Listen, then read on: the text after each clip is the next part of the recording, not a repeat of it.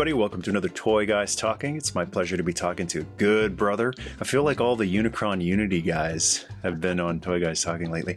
Talking to Eric Lutes, aka Uncle Deluxe. Thank you so much for being on Toy Guys Talking, Eric. Thanks for having me, Michael. Pleasure to be here. And I got an awesome gift box from you a while back, which some folks might have seen on the channel, and I'm going to be drinking from the Mug of Man today. And you're coming from the Isle of Man. And we're going to be talking about toy stuff today. I guess let's start off with, I always like to talk about history of toys and what kind of stuff you grew up on. And when we've talked about this before in like personal conversations, as well as the commentaries. So another heads up to folks out there. You might have heard Eric if you haven't seen him before on this channel. Eric's joined me on a bunch of the Cartoon Commentaries, which we've had a lot of fun with. Gem was one of the early ones. Rambo was hilarious. I highly recommend listening to the Force of Freedom. That was just basically a half hour of laughing. And the He-Man, I think we actually did the impossible and made He-Man and the Masters of the Universe entertaining. The live action movie. the pig boy story was amazing. But yeah, what kind of stuff did you grow up on and didn't grow up on? So yeah, I mean, like anybody that was born in the 70s, I was born in 75, and the first movie I actually remember seeing, it was actually movies, I remember seeing a double feature of Star Wars, the re-release in 1978, and Superman the movie. And so those two movies are like the first ones I actually recall seeing in cinemas. I think you peaked. Of course I think it was all downhill from there. They registered. So like any kid of the 70s, Star Wars was like the big thing, of course, you know, when I was a kid. I think the first action figure I remember getting is after swimming lessons. My present for doing swimming lessons without making a fuss was to be taken to Sears and getting an action figure of my choice. And so I got a C-3PO. That was your first one? That is the first toy I remember going to a store and getting. So I think it was like 3 or 4. What was it about 3PO that caught your eye? Was it the chrome? The chrome and the gold. And I remember really liking the character. You know, for a kid, he was really funny. You know, had brought some humor to the movie, and you kind of understood the jokes. And so I think that, seeing that C-3PO in the stores and the gold, and it's like, wow, look at that thing, you know? Yeah. So yeah, for sure. Yeah, same with me. I mean, I didn't have any Star Wars figures, but the chrome had always caught my eye. So chrome on Transformers. I didn't collect Star Wars vintage collection, but 3PO always really caught my eye. And he looked so much, same articulation as the other Kenner figures, but he looked like he might have more. It was a deceptive mold. It was like, does he have more joints, bends in articulation? Same with the Power of the Force 2. When those first came out, they all looked, you know, kind of silly with the, you know, the Schwarzenegger giant chest muscles. But 3PO, Luke. Yeah, Hulkamania Luke. But 3PO looked normal. Like maybe they should have beefed him up. That would have been great. But that was the one I looked at. Was like, is that just a straight up reissue of the 70s 3PO? Yeah, it looked the best. Yeah, I think it looked the most screen accurate of all of them. Yeah, him and R2, I guess. And did you get some of the vehicles or the epic playsets from the Kenner line? Yeah, so I mean, those are the big toys. And I think for Christmases for years, I think it was all Star Wars. Let's see, I had the big Death Star playset. I remember getting that vividly. I think I got that for my birthday, and like had it been like 79 or something like that. But I think the first vehicle I had was that white X-Wing, you know, the first version of the X-Wing. And yeah, I remember, God, I played with that everywhere. I think by the time I was done with that toy, I think it was brown. So it was like Dagobah X-Wing. Yeah, basically. I think I turned it in, yeah. But I used to always paint over everything, and I think at one point I painted battle damage on it, and you know, I think I customized toys from being really early. You know, I used to take apart G.I. Joes and like put them back together with different legs and arms and heads and stuff. So yeah, I was always doing that kind of stuff. Like, how many kids out there customized the Chuckles because they wanted a vacation Flint or vacation Beachhead?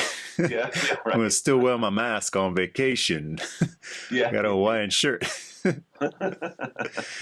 Now, or put a Snake Eyes head on a Chuckles and complete the lore. yeah, yeah, because you got this theory that Snake Eyes is Chuckles, right? And Yeah, yeah. when you watch the G.I. Joe movie, it kind of follows when Chuckles doesn't say a single word, and Hmm. he seems to be just a lot more physically skilled than a lot of the other people. Like being able to start a helicopter.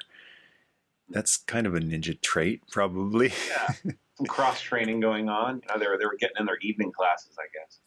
Can you like I love hearing these old these legends of, because I didn't grow up on Star Wars. I got into it later in the 90s, but I love hearing all about what was it like when Empire Strikes Back came out Hmm. and then the new toy line came out, because it's like you got to experience Valhalla 3 times over.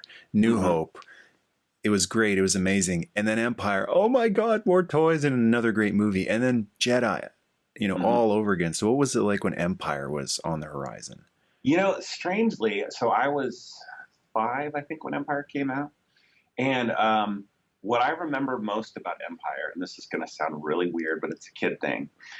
I remember seeing that in the theater, but I also remember that I was really interested as to what the projection looked like against the glass that it shows through. And so I believe, very clearly, I remember this, looking at the entire movie like this, at the glass screen that was projecting the film. I've done that. I remember doing that. And I'm sure I didn't watch the whole movie like that, but I just remember that so clearly, because I was still pretty young. Yeah. But I just remember seeing most of that movie, watching it like that in the theater. I remember doing that because it was like you go in there and you think it's a big TV. It's a Mhm. look at the size of this TV, and then when you look up and you see the reflection on the glass, you're like, wait a second, something's not on the up and up here. That's not a big TV. Yeah, there's some magic going on that I need to figure out. I like vaguely recall taking a flashlight and trying to test out the physics or the technical aspects of it, and turning the flashlight on, and okay, so the circle is that big. Moving my hand, and wow, now it's really big on the wall. Hey, Yeah. wait a minute, that's just a big flashlight in the theater. Yeah, yeah. Well, I used to remember those little Viewmaster screens, the little discs that you'd flick in the little viewer? I used to take those and shine them through a flashlight at the wall. Oh, that's an amazing idea. Yeah, yeah. And you couldn't see it real well, but it was like, wow, this is how they're doing it. Wow, It's fantastic. if I can ever find a Viewmaster, I got to try that, because I had a few when I was growing up. Never thought to try that. Empire toys, did you have any? I had a bunch of those. That was, I think, when collecting or getting toys was kind of matured in my veins. I think I must have just about the whole line. Were you like, when you were in the toy aisle with Empire toys there, were you telling the younger kids, yeah, I remember, telling them like toy war stories? I remember back in 78 when this Vader first came out on a Star Wars New Hope card. Yeah, when the first movie came out, we didn't even have figures. We had a cardboard box. Yeah. We had a voucher. Yeah, Kids today are spoiled. You see this red lightsaber? Back in my day, they were yellow. Well, one of the first memories of that kind of, and of the Empire toys, was I'd sent in the proof of purchases from the back of the packages for the Boba Fett figure. Yeah. And I remember that felt like an eternity waiting for that thing. I mean, I think it was like 8 weeks or whatever it was, but Yeah. I remember checking the mailbox every day for months waiting for that thing to get there, and finally getting it. And I remember being vividly disappointed that the missile didn't shoot. Right. Yeah. Who wasn't? Yeah, that was like, what? What is this? Because that was the main selling point. He wasn't Boba Fett at the time. It wasn't like, oh, that cool bounty hunter. It was like, who is this?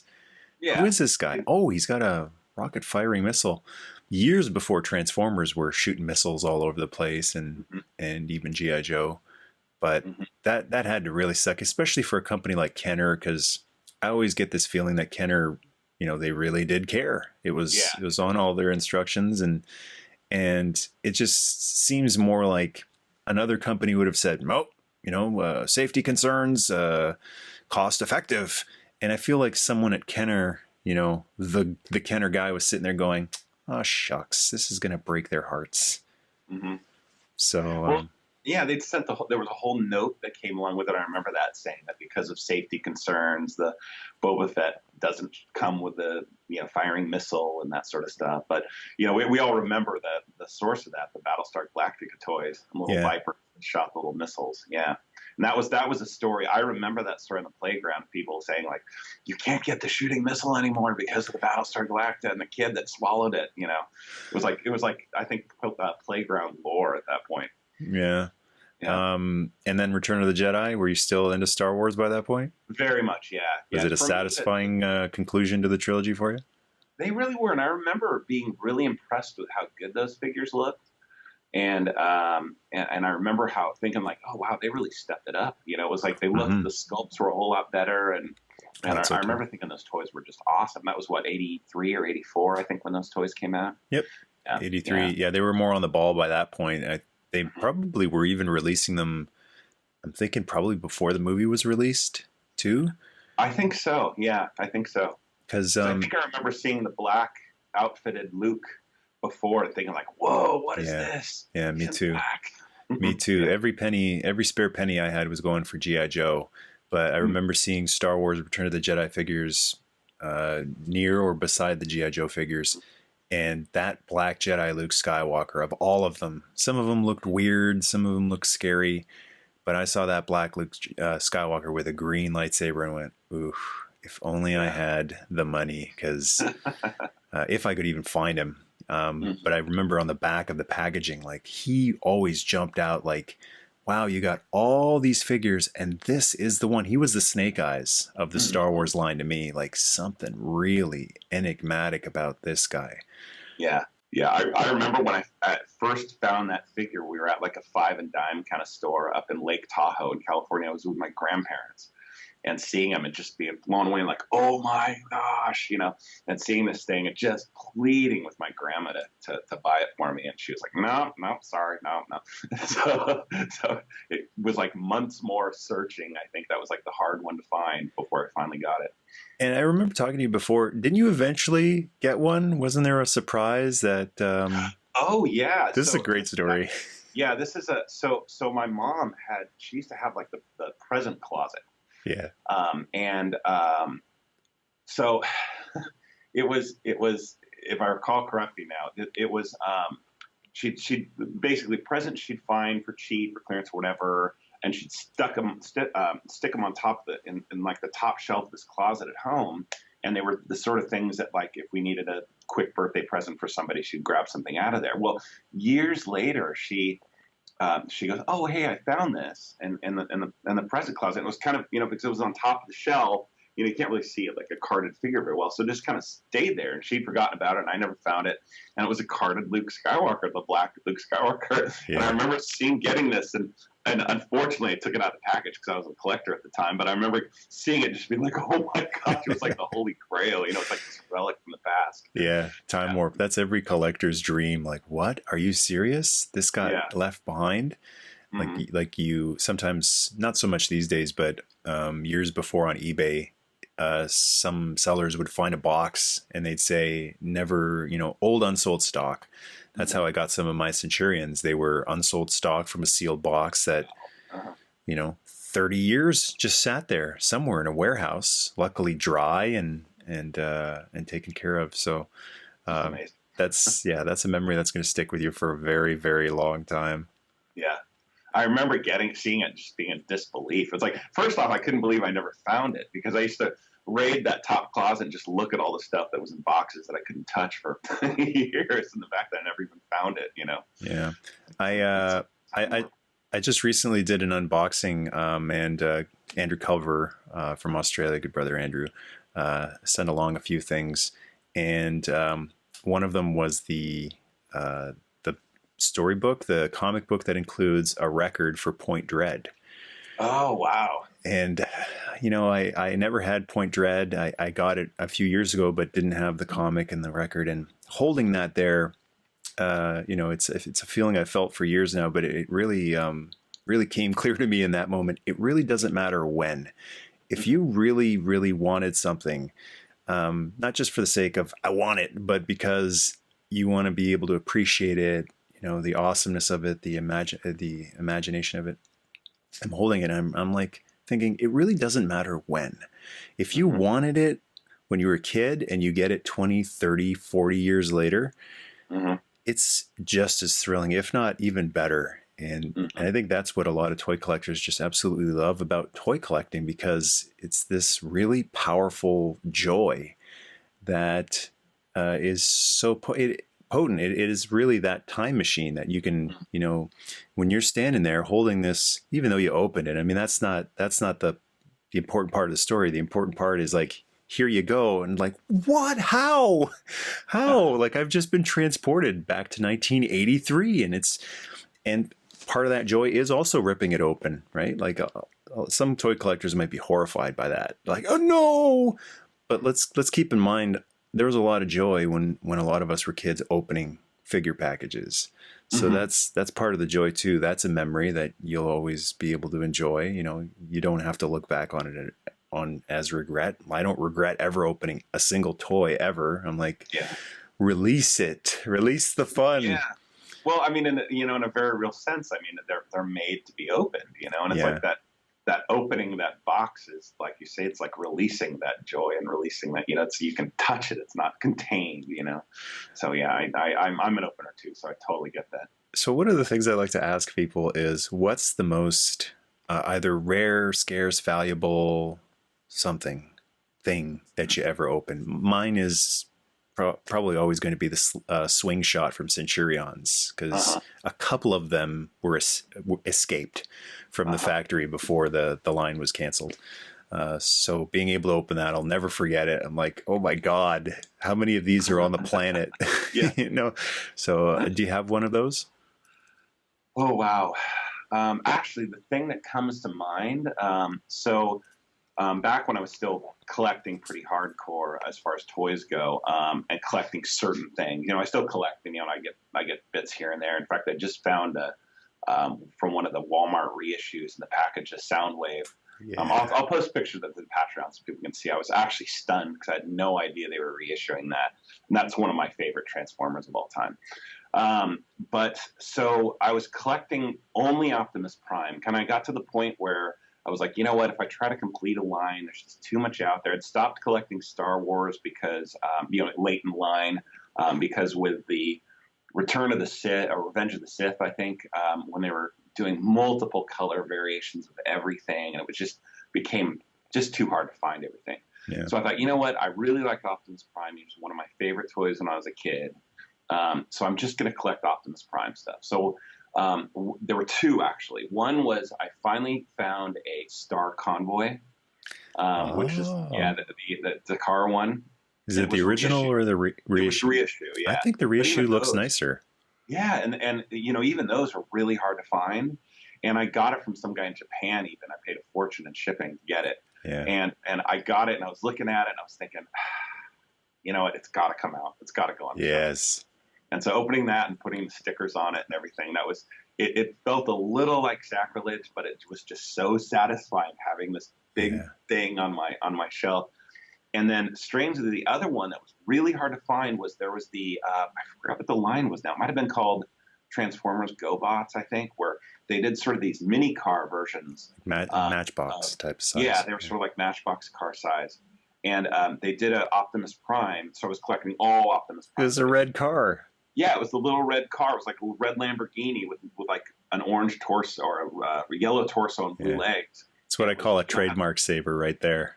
Yeah, right. They named one GoBots, and it's just literally, hey, we used it, we get to retain the trademark because we only have so many years to use the name. So I remember that. So there was like one I found on eBay, and I found a couple like loose that didn't have the weapons or anything like that.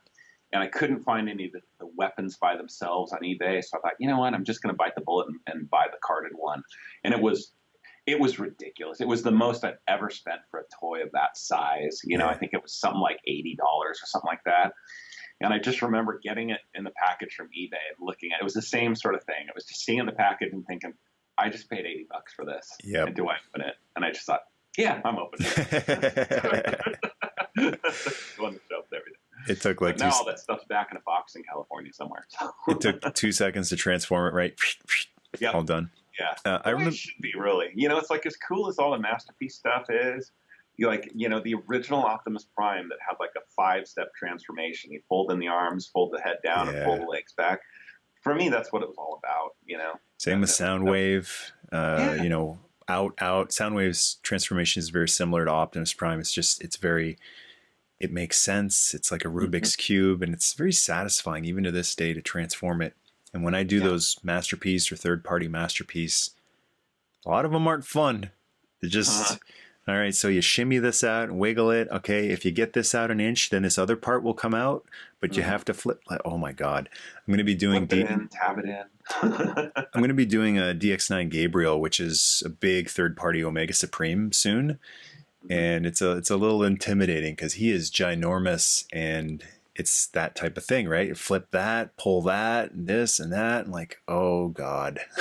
I guess for the sake of the video, and I like to go really thorough with my transformations, because one of my pet peeves when I'm watching transformation videos on YouTube, like, how do you transform this thing? Because a lot of the instructions sometimes don't have English and just aren't clear. I'll watch the transformation video, and I just really am annoyed by how quick some of these people go.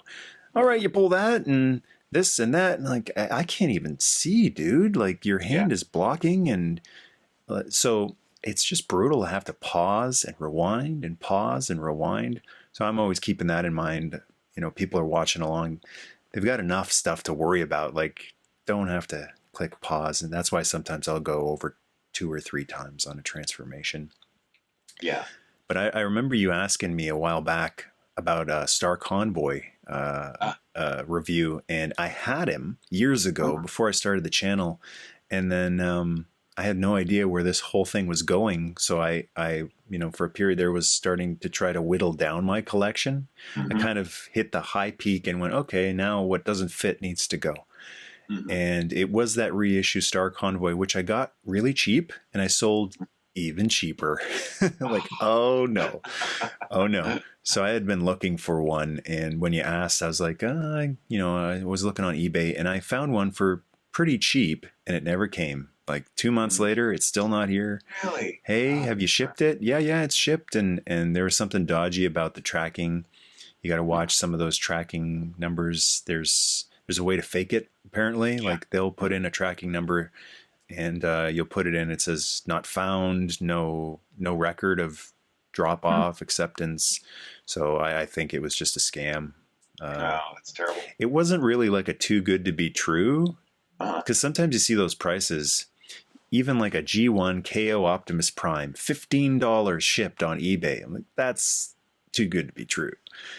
50 shipped. Yeah, that happens often, but 15, Yeah, I've seen some of those KOs. I bought one knockoff that was, I think, a smokescreen for my Masterpiece collection. But I was looking again and again on like Amazon. I think they were selling them. They're advertised as KO, so they're at least upfront about that part. But I ended up getting them at one of the toy cons or something in San Jose. And you know what? They look pretty much perfect. What I imagine they must do with those is they must turn on the machines at night or something like that in some of those factories in Hong Kong or wherever, because they're pretty much dead on, or possibly maybe they're like factory seconds, because I've noticed on it, it's like there are a couple panels that don't fit quite right or something like that. So maybe they're things that didn't pass QC or something like that. But at the end of the day, when I bought it and I got it home and it's on the shelf, it looks the same. But I thought, you know what? Basically, what it comes down to is I'm supporting somebody essentially scamming, And so I thought, I didn't feel good about, like buying the KOs. It's like buying the third party stuff is one thing, because that's people I think that are passionate about things, that are doing their own releases, and generally they're pretty darn good, Of course they're at a premium, but I thought, I shouldn't buy any more of these KOs. I just, I feel like I'm supporting something dirty. Yeah. But yeah, you never know what you're going to get with that stuff. I like to compare. the KO reissues with the official Hasbro reissues. And, it took Hasbro a really long time to finally start reissuing in those original boxes. Yeah. Because the boxes matter. Like seeing Soundwave in his, because he's been reissued before, but in like, what is this box? In the original box with the original artwork on the back, the packaging is just as important as the toy sometimes. Yeah. But it's interesting to compare the two. And I was just able to do a comparison yesterday. I bought the Soundwave cassettes because I saw them a while back in a Walmart here. And my God, they're expensive, like really, really, really expensive. So I passed on Soundwave because I have a Takara reissue in box. And I'd prefer to have the English box. But looking at the price of Soundwave on the shelf, I think it was $70 Canadian. I'm like, yikes. I can't justify getting another Soundwave just for a box. But I did get the tapes, which were expensive too. Yeah. And looking at the card, it looks cool, but the cards were already like bent and warped, brand new. Yeah. Like, what the? I like to hang it on the wall and display it and stuff. Yeah. So just a couple of weeks ago, I found some cassette KO reissues on eBay, and those came in. And now I get to actually compare Frenzy and whoever he came with, Ravager or Laserbeak, with the Hasbro. And I got to say, like me personally, I'm looking at the two and I go, I'm opening the Hasbro reissue to get the toys. Yeah. And I'm keeping this one sealed because the paper quality feels better to me. Like it's a better, sturdier look.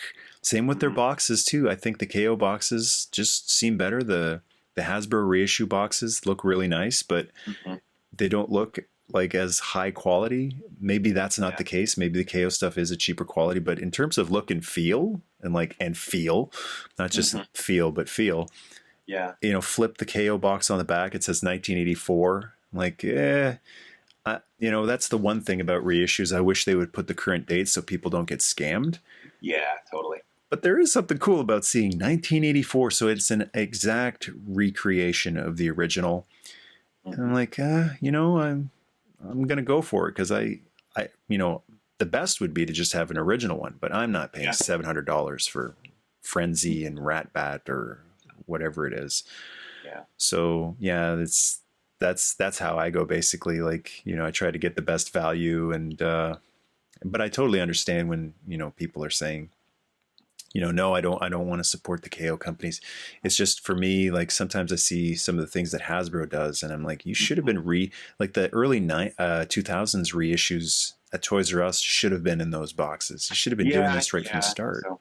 Yeah. Well, one of the things I really miss about the originals, I think we've talked about this before, was, the originals had those styrofoam inserts, in the original box. And that, even for me, opening it and that sound of the styrofoam squeaking and, pulling the toy. And that's like that nostalgic part for me where it's like, the boxes, with the sound wave, I noticed the same thing as you. And, where, the card art felt a little flimsy and everything. And it looks okay. I'll be opening them anyway. But like the Soundwave, the box looked the same, but it had the plastic insert and not the styrofoam insert, which for me, it's all about those robots and pulling them out of the styrofoam that triggers that emotional and, that nostalgic part of me in my brain. So it was kind of like, okay, it's like I knew I was going to be opening it anyway. My only other Soundwave, a while back, I think I posted some pictures at one point. I was restoring Transformers. This was like 5 years ago.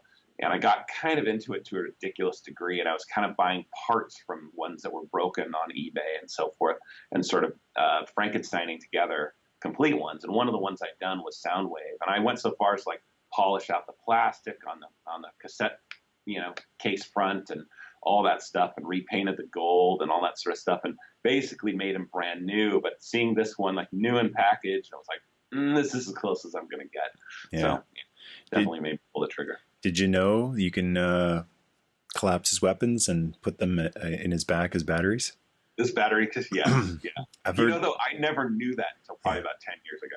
Yeah, I've heard so many people say on the History of Transformers video I did, 84, saying, what?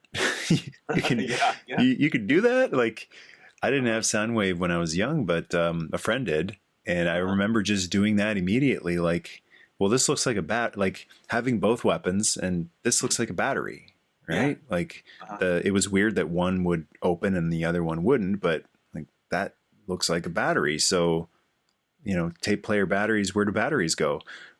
Pull the back. I didn't even have to read instructions. I just saw the seams. That's what I always loved about Transformers, the engineering aspect of it. If you see a seam, it probably moves, and if there's a screw, it's not meant to move. Yeah. Same with a lot of toys back then. Like, oh, okay, you turn like a Mobat around and you can see what part's supposed to open and what part isn't. So sometimes I'd get a little too curious with a screwdriver and go, yeah, but what is in there? Uh-oh. Can't get it back together now. Yeah. Well, a lot of the Transformers like that, like especially the ones that were from the, not the Micronauts line, the, what was the other line? Help me out here. Cobots? The Japanese line. Oh, Diaclone.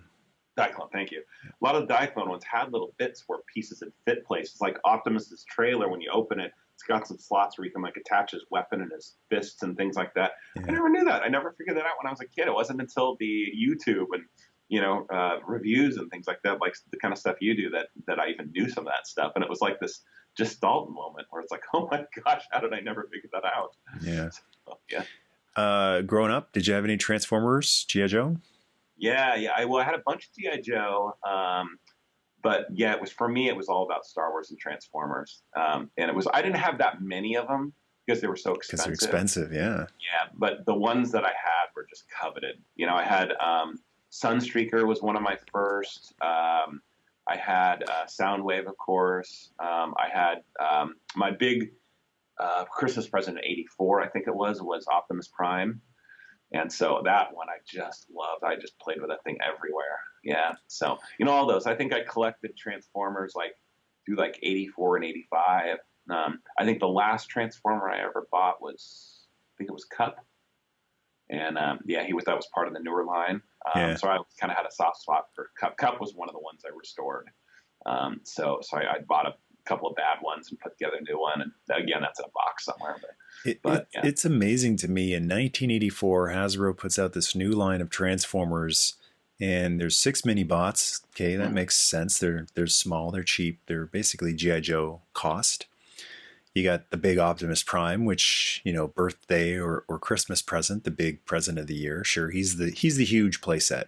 Megatron on the other side, sure. 11 Autobot cars. That blows my mind. Yeah. 11, not 5 like would be today, like similar to when a movie comes out, the first Michael Bay movie. How many Autobots were there? 5 or something, right? Not a dozen or 18 ArcBots in 84. But that's a heck of a selection for a little kid to be looking at a wall and going, 11 awesome looking vehicles. Maybe 9. I don't know how many people got excited about a Vanette. But but you had your choice of 2 Lamborghinis, a Porsche, 2 Datsuns, a Lancia Stratos. Like, just, wow, which one to pick? And, a lot of kids could only pick one. So it's an incredible variety. Yeah, I remember it seemed that way. It seemed like most kids had 2, maybe 3 of the Autobot cars. I think I only ever had 4 at the end of 85. I think I had, it was Sunstreaker, and I had Hound, and I had, what was Tracker? Tracker was the Corvette? Tracks, thank you. Yeah. Ones like that. I think those were, and Cup. I think those were the only Autobot cars I ever had. But yeah, those were, I just remember seeing those in the toy store. And you just walk by that aisle and they're all stacked, and it's just like, oh my gosh, there's so much awesome stuff here. Yeah. It's, I always wanted all dozen of, and all 18 of the Autobots just kind of lined up there. Yeah. So when I actually finally did it, when I finally got all 6 of the original mini bots, Optimus, and the 11 Autobot cars, and it took forever, because there were reissues of a lot of them, but Hasbro never reissued Wheeljack, and they never reissued Hound. Takara did, eventually Hound, but you couldn't get Wheeljack and Hound and Sunstreaker. So I think what happened there is maybe the KO companies ended up with the actual original mold of those, which is why they've always been cranking those out, and Yeah. Hasbro hasn't been able to. But when I finally got them all in car mode, because I see those displays sometimes of like the die-cast cars that people put in those nice display cabinets where each one has a little compartment. Like, that looks beautiful. Imagine doing that with the Autobot cars. And when I finally did it, I'm like, yikes, that's overwhelming. Like, holy smokes, these, I love having them and it's great to have them all, but like, a Jeep does not go with a Lancia Stratos, does not go with a Nissan Vanette, does not go with a COE Freightliner, does not, like, it's just, holy crap. So I think it would have been fine growing up and having 2 or 3 of the cars instead of like all of them. Just, a lot of variance. You had to be a pretty fortunate kid, I think, to have that many Transformers, if you did. Yeah, for sure. So I mentioned earlier, not so much these days anymore. There's secrecy with movies is so important, so they won't release toys to spoil the movie because there's just this fear, this paranoia of spoiling something. Oh no! And when I was growing up, I remember seeing the Transformers movie toys at Toys R Us before the movie came out. So, for sure. And guess what? It's one of my favorite movies ever. It didn't ruin the movie for me. In fact, it made it better. It made me, when the first time I saw Hot Rod, go, oh, Hot Rod! I saw him at the store. And when he turned into Rodimus Prime, I went, that makes sense, right? Because I saw Rodimus Prime at the store and went, Rodimus Prime? What? Prime? Hot Rod? Why do they look the same? So I actually enjoyed being able to get a glimpse, a hint. You know, I that's the way I look at it. I'm not afraid of spoilers. I like glimpses and hints. I kind of like warnings and stuff like that. But did you check out Transformers when it came out in theaters? Yeah, well, I think when we were talking, when it did the, did we do a Transformers the movie? I want to think we did. That's we right. did. I just remember it. Horrible memory lately. Sorry. Me too. I think we'll do another one since we don't remember the first one. Do it 2.0. I think that's one we could do every year. Actually, that could be like our Super Bowl or WrestleMania, the Transformers commentary get together every year. Yeah.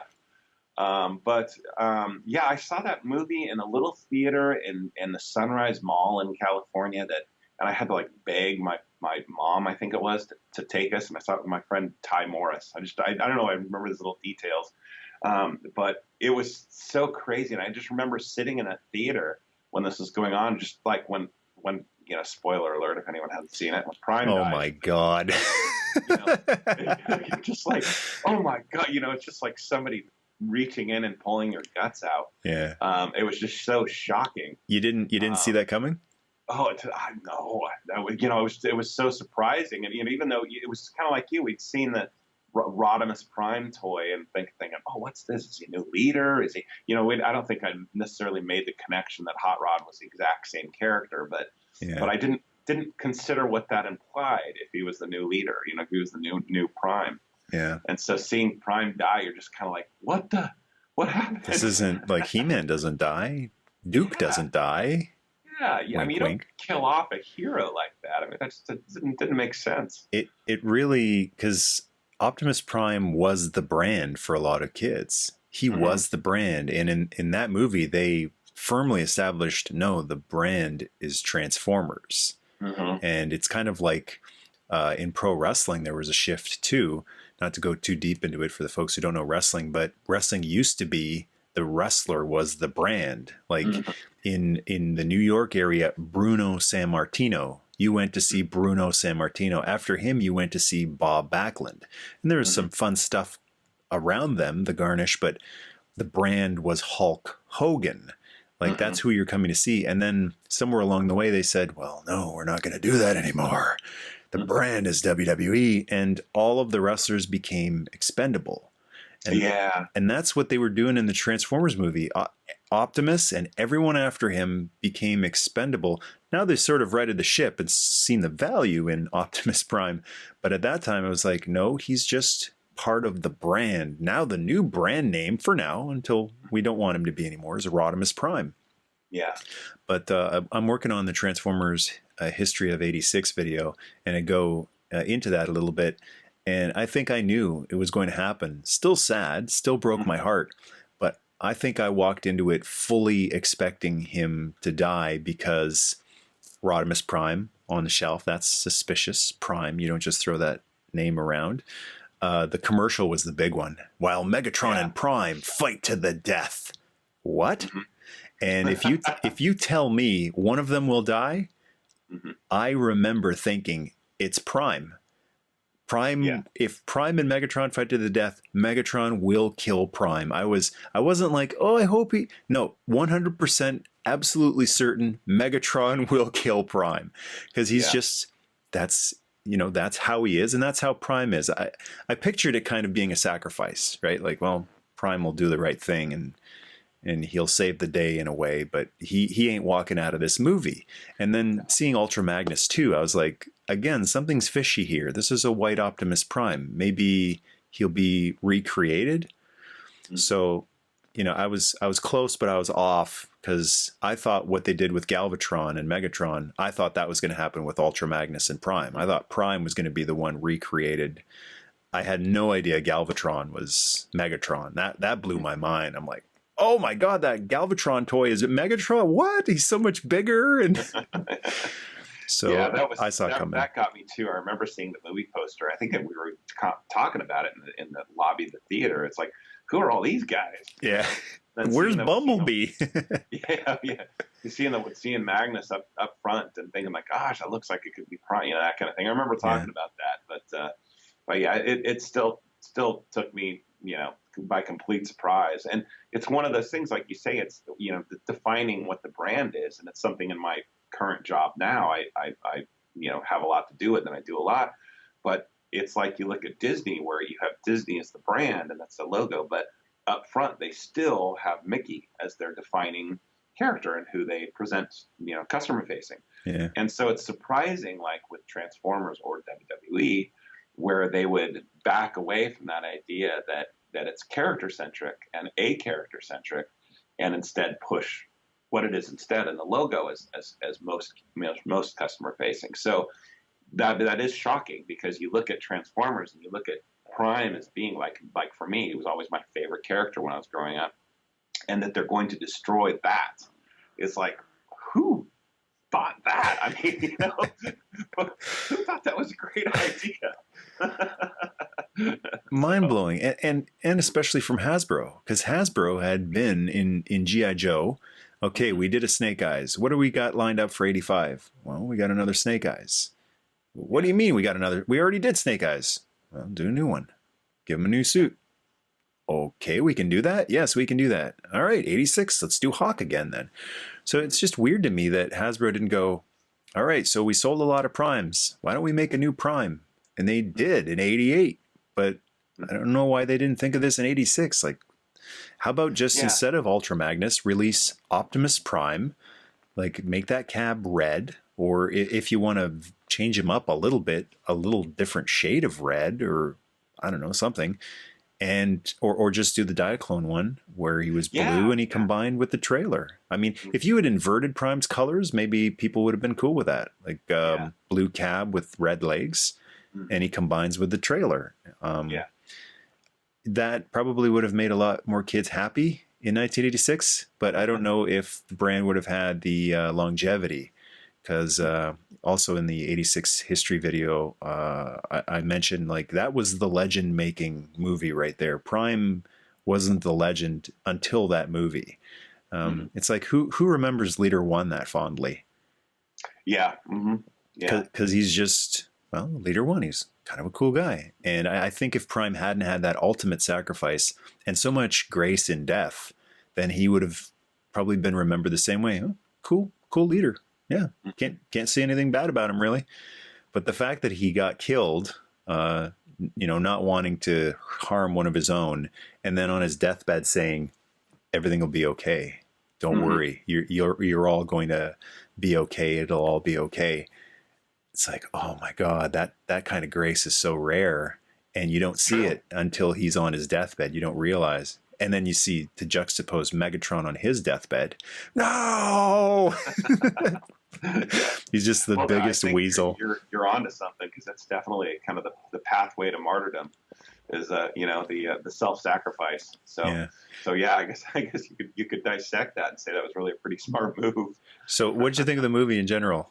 For folks who haven't seen the commentary, if you want to in depth, Eric is on the Transformers commentary, which Well, when I was a kid, I remember I was pretty pumped when I left the theater. yeah, me too. And it ends it had that rock soundtrack, and I think after the movie, what I remember most is that we went into like a Sam Goody, I think it was, and went and bought the soundtrack. Yeah. It was on vinyl From Scotty Brothers. Yeah, and we were, the main theme, the rock version of the Transformer theme. It was like,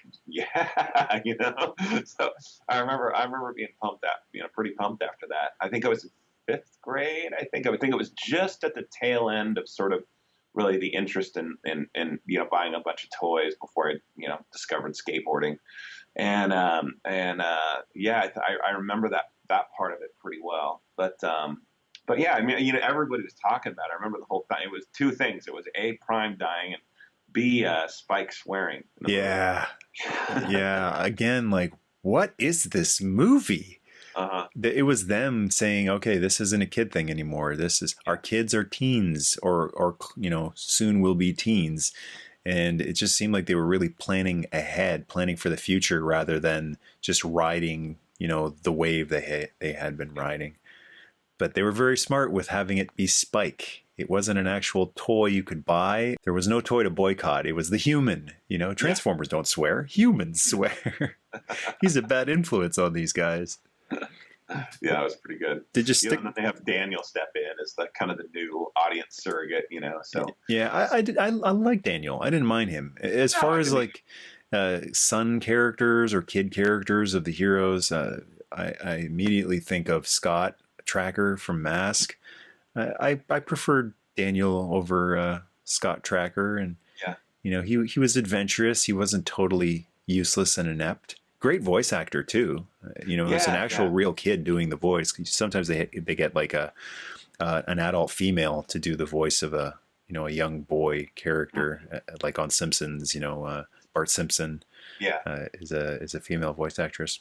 But I didn't mind him, and honestly, I really didn't mind the combination of Wheelie and Daniel that much. Still, really don't. I mean, it's great comic. It's good for jokes to kind of poke fun at them, but I would take Wheelie and Daniel over T-Bob and Scott any day. Did you stick around with Transformers after that? Did you watch the cartoon? I think I remember watching the cartoon for about another year after the movie came out, and I remember. So you saw Prime die again? Yeah. They, like came back and then did the Dark Awakening. Yeah, the zombie Prime. And I remember when it got really weird, like when Daniel became RC's headmaster, and that kind of thing. And that's when you start watching, you're like, what is going on? And that was the end of the road for the Sunbow run. Yeah, They seem to really quickly gloss over the fact that this poor kid is crippled, but he's fine. He's a headmaster now. He's in this suit, but the suit is the exosuit from the movie.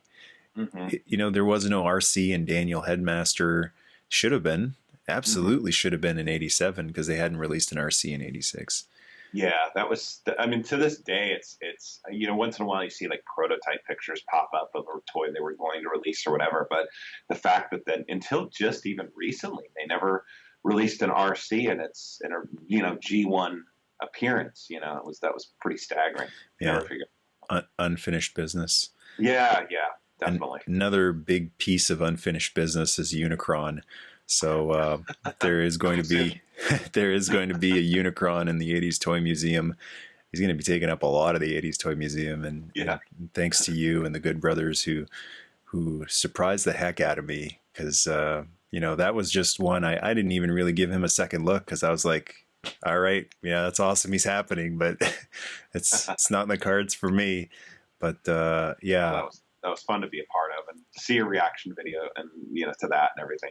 That was great. I'll never ever forget that, and we're gonna have a lot of fun taking a look at that one. And I'm enjoying the wait, because Unicron is this big lumbering thing it's coming soon, but not that soon. So looking forward to seeing what Hasbro has cooked up Yeah. for that.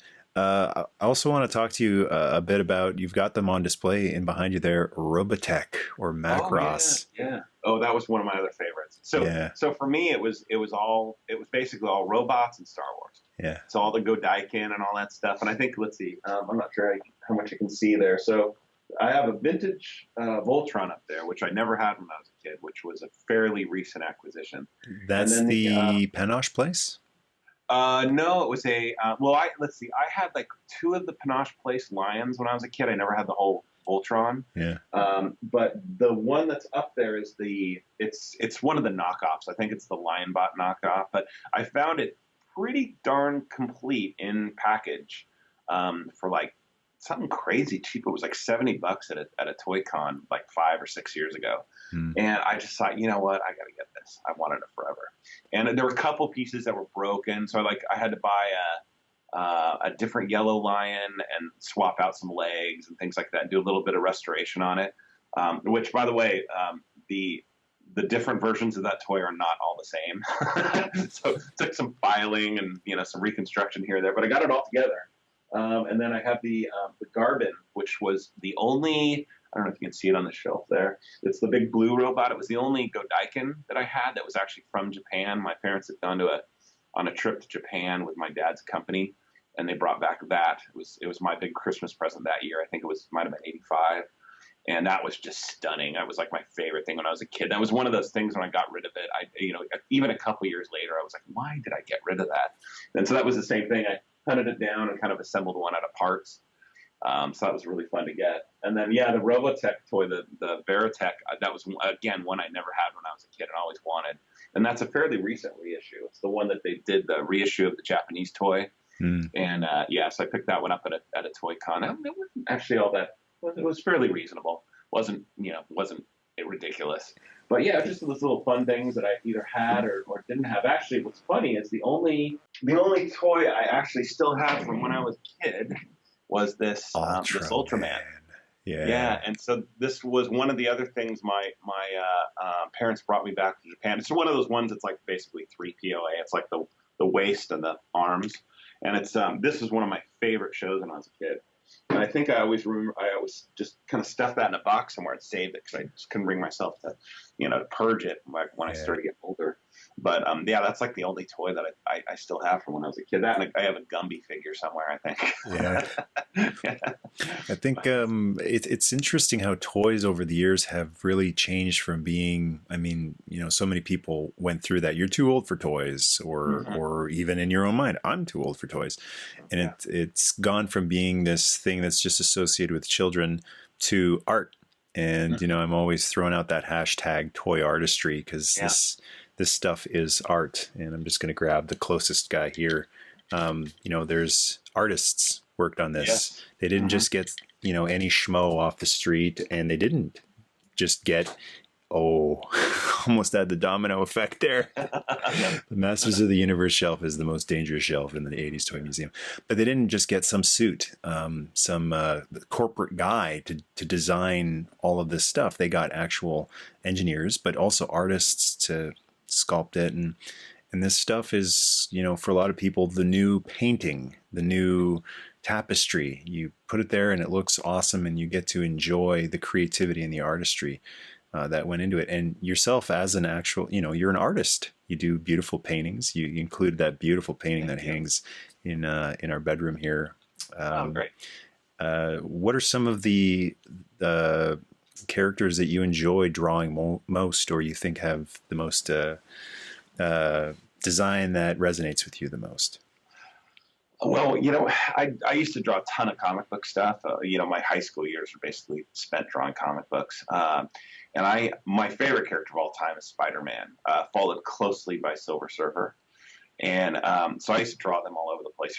I don't know if I'd ever mentioned this to you before or not, but I actually used to sit with one of the artists for a summer. My grandparents, one of their good friends from like the country club or something, they said, our friend's son draws comic books. Would you be interested in talking with him at all? And I was like, yeah, so I got talking to them, and it turned out to be an artist that drew Silver Surfer. Oh, really? And so for a summer, I think it was more like 3 weeks, but for a summer in between my freshman and sophomore year, I think I used to sit with him and clean up his pencil work. So I was sort of like his intern. And, he kind of was showing me how to draw stuff. And it was like the most amazing experience for, a young kid that was into comic books. Yeah, so that kind of, rubbed off on me. And, I just spent hours and hours and hours and hours. And, when I was a kid doing this stuff. So I think it's, some of those classic Marvel characters, especially Spider-Man, Silver Surfer. But, like X-Men, everybody was into X-Men in the early movies and everything. So that was a huge one. But now I tend to find that I don't do a whole lot of character stuff. When I went to school, it was at Art Center College of Design. They're known as sort of being a industrial design school, and they have an entertainment program and all that sort of stuff. So what I used to do spend a lot of time doing like environments and vehicles and things like that. So most of my portfolio is all that kind of stuff. But still, it's fun just going up and making up stuff. It's like I like to, if I'm doing characters, I'll kind of find some inspiration and kind of do something new, or something fun. It's not much of what I've done professionally is called for like, doing, existing characters, but it's kind of something at the same time. I feel like, what, it's like, it's fun to do. And, I'll fill my sketchbook. I think you've seen some of my sketches on Instagram. Yeah. Like portraits or characters or just kind of whatever I find that kind of strikes me as something I'd like to recreate. So stuff like that, anything I'm kind of a fan of, or whether it's music or TV shows, or I think I did all the Star Trek characters at one point, that kind of stuff. I just have a lot of fun doing. Yeah. Have you talking about Star Trek? Have you seen Star Trek Picard? Yes, I've been watching. I haven't seen the latest 3 episodes, but I did watch up to, I think it was episode 4 or 5. I think. What do you think? So I think it's decent. There you go. So me too. Star Trek is one of those things, and I'll be straight up. I thought Discovery was awesome. A lot of people hated it. I loved it. Well, I heard there was like a lot, like people who didn't like the first season went, yeah, but the second season. So there seems to be like a major shift in the second season. Yeah, there was, and it felt a little more. The cast had a little more synergy to it. There was a little more energy between the characters. I think that was one of the big things that was missing about the first series, or the first season, was that none of the cast, they didn't seem to even like each other. Yeah. It was in Star Trek, one of the big things I always thought that was good about it was that there was a sense of camaraderie, and they felt like a crew. They felt like people that knew each other and worked with each other. And there's respect. Yeah. And whereas in Discovery, I thought one of the big negatives, if I was going to pick one about Discovery, was that in the whole first season, everything felt very adversarial. Like all the characters, they were all at each other's throats. And whether they didn't like the Michael Burnham character, and everyone considered her a traitor, and all this sort of stuff, and they set her up as just somebody nobody liked. And it's hard to get behind a character like that. If nobody likes the character, well, why should I like the character? Nobody else likes her. Mm-hmm. And so that was kind of a tough thing to watch. In the end, I liked it because it felt like Star Trek, and I thought it was fairly well written, and I thought it just looked mind blowing. I think it looked better than the movies that had come out lately. And so that part of it was enjoyable for me. Second season, I think they figured part of that out because there was a lot more of that kind of positive interaction between the characters. You liked everybody a lot more. And I thought that was very good. And I thought that really showed. They had the Orville influence going on. Yeah. There was a little bit more humor and even little moments where when they were kicking into the warp drive, you'd see a couple, like the helmsman and the navigator, kind of look at each other and like, hey, we're going, and things like that. This is fun. More fun. Yeah. And that was what was really missing. But Picard, I think they're still forgetting kind of what made Trek Trek. And in some sense, I think Trek always needs to feel at least a little optimistic about the future instead of, they backed it off, and, this whole thing about, the Federation's changed because of these attacks on Mars, and I don't want to spoil too much for anybody that hadn't seen it. but it feels a little too heavy. Yep. And that's my only complaint about it. It feels like you're watching Picard. He feels and acts a lot older, which I guess he is. But I think we're missing some of those character moments that we would have of Picard and Next Generation that you don't see quite as much. Yeah. And it just doesn't feel like you don't feel like you're watching something optimistic, even when, and anybody that's really concerned about spoilers, when a certain former Borg character comes back on the show. And do you see the whole thing so far? Yep. Yeah.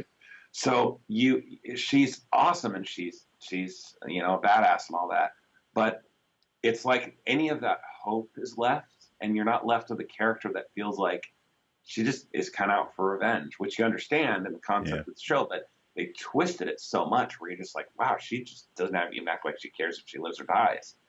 And then that's kind of like, it's just unsatisfying to know some of these fates of these characters and that they're so dark. Yeah. And I guess that's the part of it that I guess is a little bit of a turnoff for me. Yeah, I feel the exact same way. I when I think of TNG, I think of a peaceful, optimistic vibe. Despite all the stuff that they went through a lot of stuff, but there was never a heaviness, a darkness. It was like calm, logic, raise that eyebrow. Logic prevails. Knowledge is power. And Picard, while watching a lot of it, just felt like so many other things they've brought back, like the Star Wars sequel trilogy. How did it all go so wrong?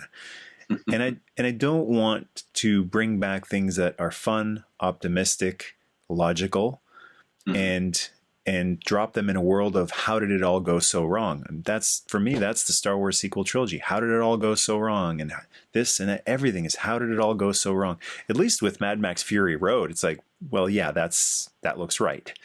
There's no how did this all, there's like, no, it's another day at the office in Fury Road. I mean, this is the Road Warrior world. Yeah. That's authentic and genuine. And I think that's why that was such a good movie. And with Picard, we enjoyed the first episode, but you haven't seen Star Trek Picard reviews on my channel, a Star Trek Voyage with Luana, because we just watch one and we go, we don't really have anything Roddenberry-esque to share here. We don't have any optimism, peace, logic, knowledge to share. We're just like, oh, this is sad. Oh, this is too bad. And it's not as bad as it could be. I mean, Picard could have an eye patch and missing a leg and, missing teeth and be carrying around a blaster and be Cable from X-Men, So it's not as bad as it could be. But I felt that last episode I've seen with Riker and Troy, that one felt right to me because no matter, that's always been the whole point of Star Trek, no matter how bad it gets, it's the love or the logic that'll get you through.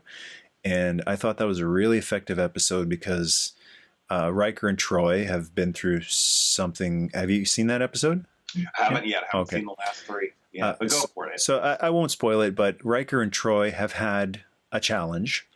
And for part of the episode, I was like, of course, it's the how did it all go so wrong formula that everything uses today. Of course, something went so wrong with them. But the difference in that episode, and I don't know if that was the influence of the actors saying, no, wait a second, we're going to make this genuine to how it used to be, or if it's just the writers got it this time.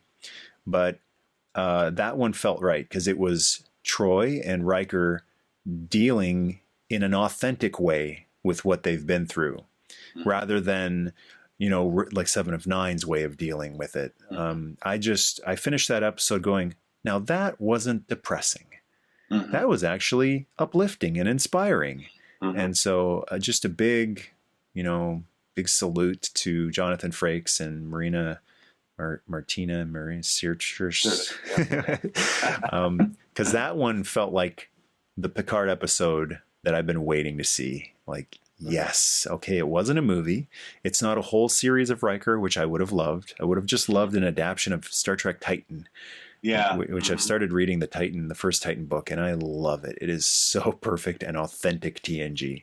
Nice. But I'll take this. Like, I want to hear what you have to say when you see the Riker and Troy episode, because I thought that feels, yeah, that's the reunion we've been waiting for. Yeah. Well, I'll have lots of time here on my my imposed exile. The Isle of Man. So I guess we'll wrap it up now. Maybe we'll just quickly, before we sign off here, because we haven't talked about He-Man yet. And He-Man, I remember, was one of the toy lines that you didn't grow up on, like Inhumanoids or Sectars. Your mom was a lot like my mom. My mom was like, I don't want that demonic stuff in my house.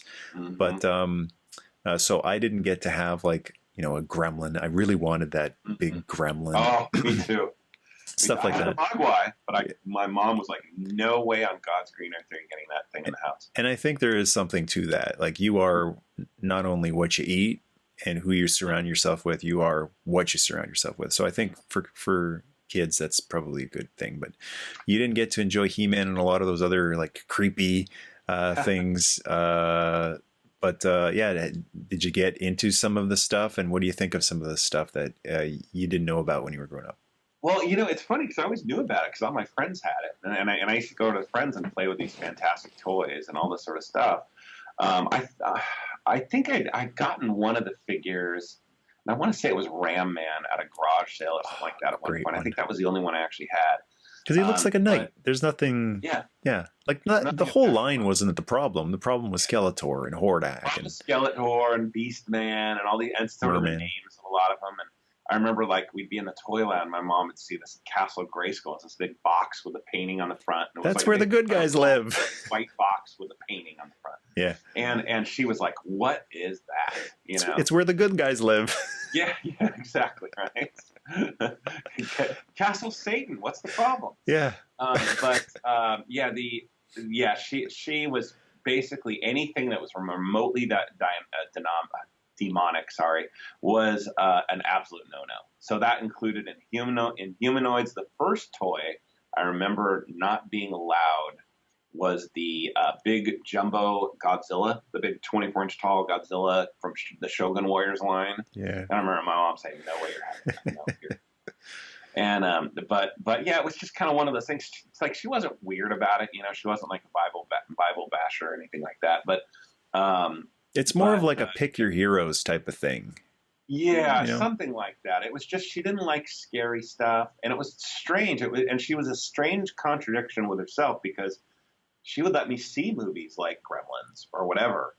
But when it came to stuff like cartoons like He-Man, I wasn't allowed to watch He-Man. She didn't want it on.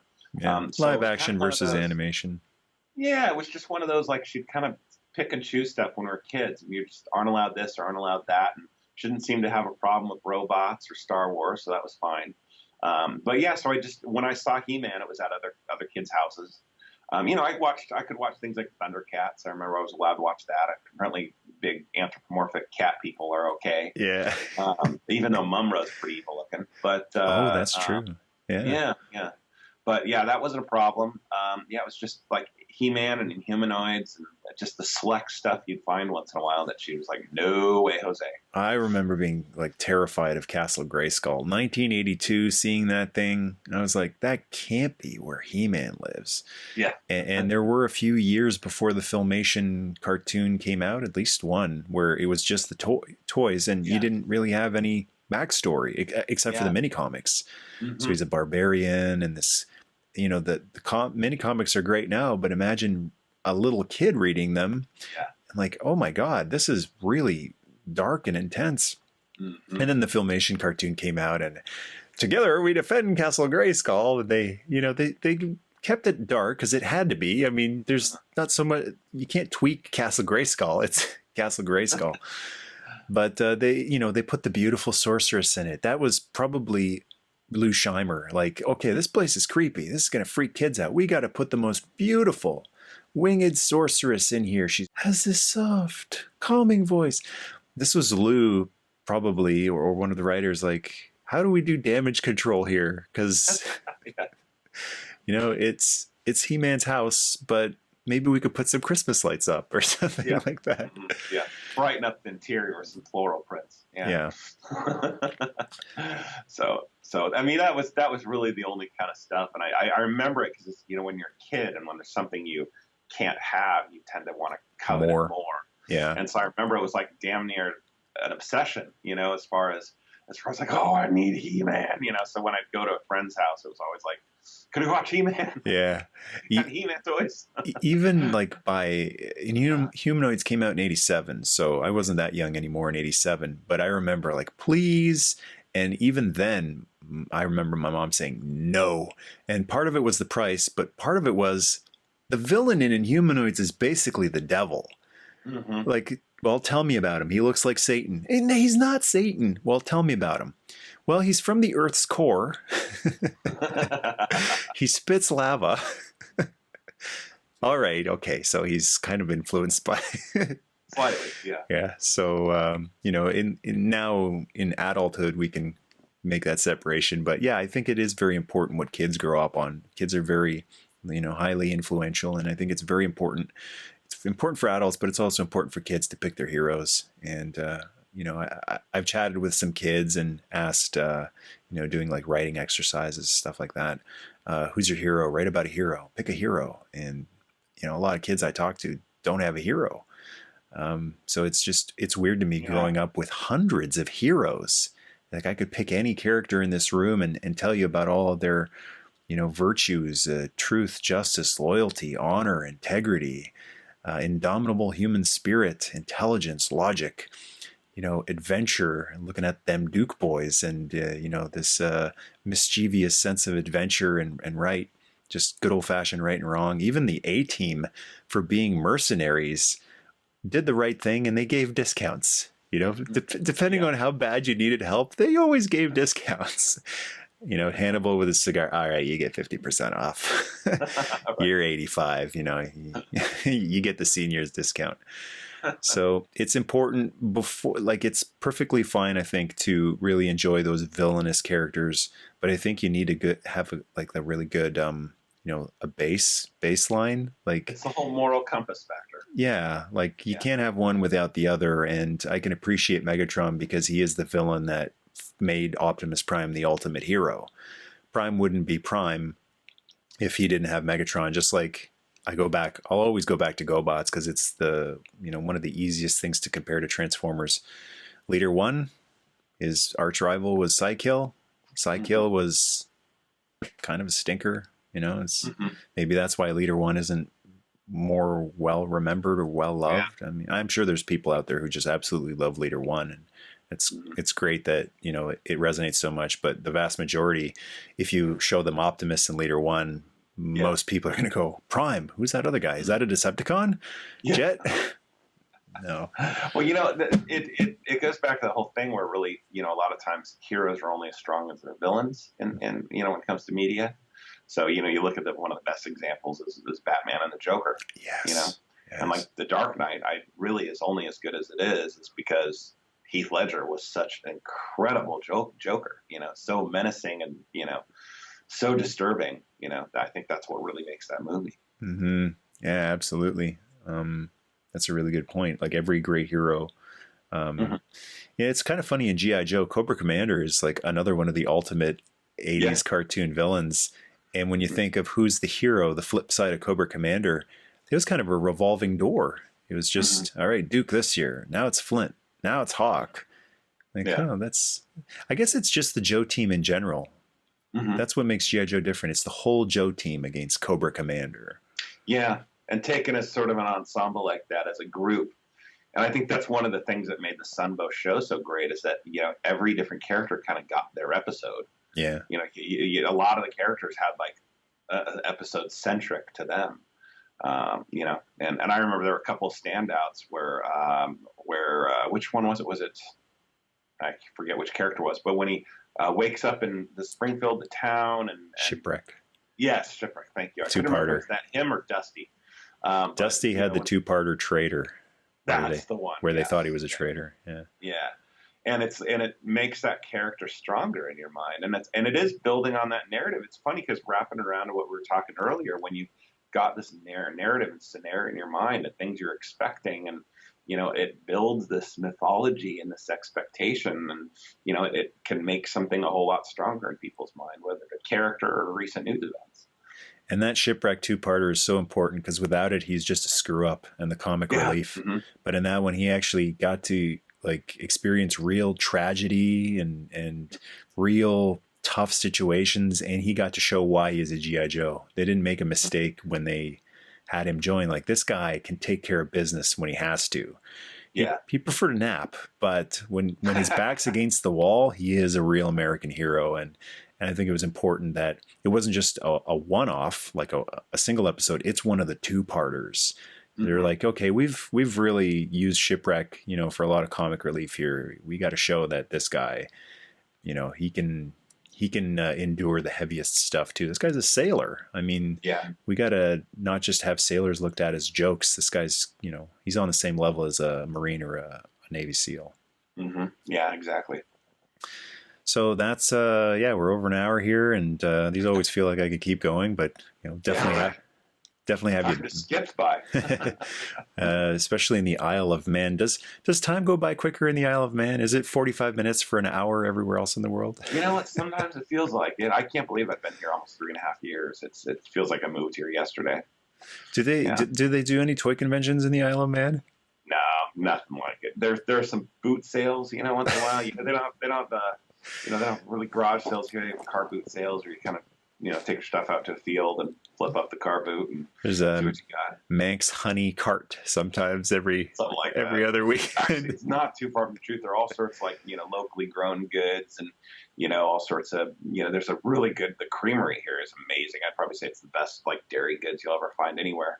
They have, you know, farmers markets and stuff like that. But not a whole big sort of con scene, if you will. You know, it's not very seldom people come over here for concerts or anything, and there's not really, you know, there's no people, not a people for a comic convention. You know, 15 people would show up. So, yeah, something I do miss a little bit. You know, going to that sort of stuff. Yeah, no, England isn't too far from you though. So if you not really, it's kind of having the best of both worlds. You can have your own little time warp there to a, you know, more laid back area, and then if you want, you just go over the water there and go to all the concerts and conventions and movies you want. Yeah, and of course there's incredible stuff over there. So yeah. That's how we get it. All right, give a plug out to your Instagram. Some of your art is posted there, as well as some of the pictures of your collection there. It is Uncle Deluxe Art over at Instagram, and I'm looking forward to future commentaries. Got a copy of Megaforce. Oh yeah. Yeah, Rob, good brother Rob, sent a copy of Megaforce, so we're gonna be watching Megaforce. And any other suggestions you got, anytime. I love doing them, and they're a lot of fun. Great, looking forward to it. All right, thanks a lot, Eric. Been a blast chatting with you. Thanks everyone out there for watching on YouTube, listening on the podcast, wherever you might see it. Have a great day, great week, great month. Namaste, everyone. Namaste, and thank you.